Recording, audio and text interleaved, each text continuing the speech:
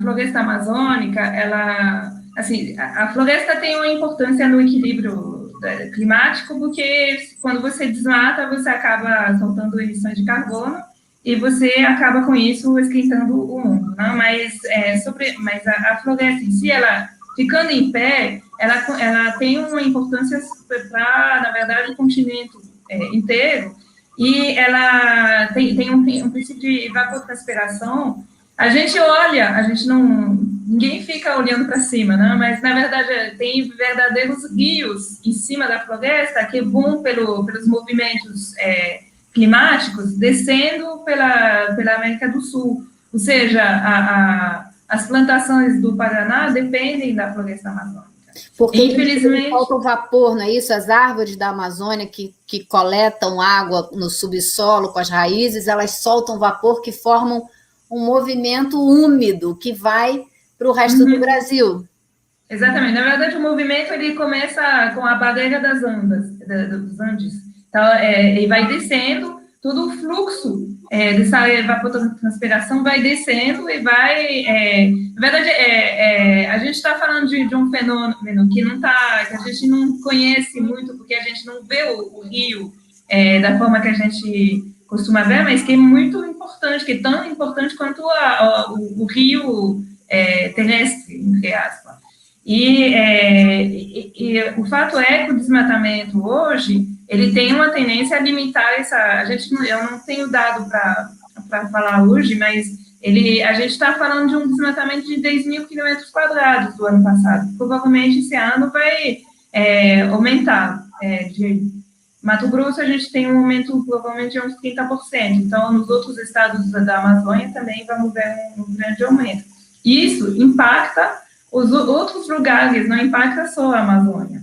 E aí tem toda essa questão da relação da Amazônia com o resto do Brasil e com o resto do continente. Eu queria só fazer uma reação, assim, fazer uma pergunta para a Bárbara, porque você estava falando dos anos 70 e de quando você começou, mas o que eu venho observando no discurso hoje do governo federal brasileiro sobre a Amazônia é muito parecido com o discurso dos anos 70, que era um discurso onde você tinha esse símbolo de Amazônia verde, inferno verde, que precisava ser ocupado, precisava ser explorado, sem nenhuma consideração para quem vive na floresta amazônica, e considerando que o verde intacto e as cidades do resto do Brasil, que eu acho muito parecido. Não sei se isso está muito baseado em fatos.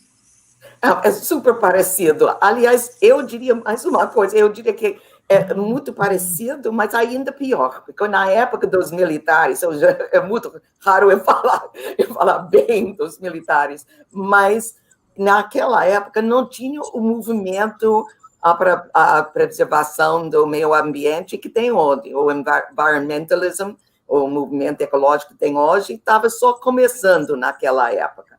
Então, mesmo pessoas na esquerda, naquela época, estava com aquela perspectiva desenvolvimentista, que viu a Amazônia como uma região para ser desenvolvido de uma maneira convencional. E hoje temos tantos dados, e o mundo inteiro tem tantos dados, e o mundo inteiro, em termos do clima, em termos da situação, coloca tudo isso em risco. Eu vou te dizer uma coisa, na época que eu estava trabalhando, pesquisando na Amazônia, eu fiquei até um pouco cética em termos das previsões mais drásticas do destino da floresta. Porque já tinha nos anos 70 pessoas dizendo que a Amazônia vai virar um deserto. E naquela época eu pensei, olha, eu estava contra a matação da floresta, claro, mas eu achava que estava um pouco drástico, dramático demais. Agora, não, porque agora, além de ser muito mais grave em termos do nível da destruição da floresta, mas a situação, o contexto mundial é outro, o contexto do problema do clima do planeta já é outro. Então, tudo que está acontecendo hoje na Amazônia é muito mais grave até do que estava acontecendo na época dos militares. Aliás, os militares criaram a base para tudo que está acontecendo hoje. Mas acho que a gente tem um governo que só fala em voltar a esse passado, né? É de se esperar que então retome esse discurso, e é como você está falando, no pior momento possível, quando, primeiro, a ciência sabe das consequências graves da não proteção do meio ambiente, né? Quando a gente está vendo na nossa cara as consequências do aquecimento global, e esse aquecimento só vai alimentar cada vez mais o problema que já existe, as secas. Então, a gente precisa mais do que nunca dessas áreas de vegetação, né? Para contrapor a esse problema que já está acontecendo. Não é um problema do futuro, e é por isso que eu digo que a juventude aqui é muito preocupada com isso, porque eles estão vendo o futuro deles em risco. Muitos já falam que não vão ter filhos, porque não querem botar uma criança no mundo que não vai conseguir respirar. Eu já ouvi vários jovens falando isso. Então, posso mostrar uma coisa? Isso é um caderno especial do New York Times, deste domingo, que agora, The Amazon has seen our future. A Amazônia tem visto nosso futuro, que é um caderno totalmente dedicado do New York Times, dedicado à Amazônia. E eles falam dos rios voadores num artigo. Então, dá uma noção de como a Amazônia agora está uma preocupação para muita gente mesmo. Quer dizer, isso é um motivo de muito alarme, para a gente ver um caderno desse. Mas eu quero crer que, de alguma maneira, de alguma esperança. Quando você vê o New York Times fazer um caderno inteiro sobre isso, você vê com algum pingo de esperança isso, Bárbara?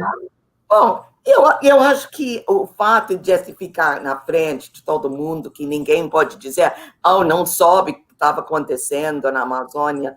E, aliás, eu vou dizer uma coisa, eu tenho a impressão que, às vezes, me irrita. Heloísa, acho que você falou isso, que para muita gente fora do Brasil, a Amazônia é o Brasil. E várias vezes eu estava pegando táxi ao aeroporto para ir a São Paulo, e o motorista, eu falei que estava indo ao Brasil, e o motorista falou, olha, vai para a floresta amazônica. Não, é outro tipo de floresta. Mas eu acho que este interesse, esta preocupação com a Amazônia já existe. Mas eu acho que o mundo tem que criar alguma maneira de reagir que é produtiva, como a Alice estava dizendo, que não pode simplesmente dizer vamos romper o acordo.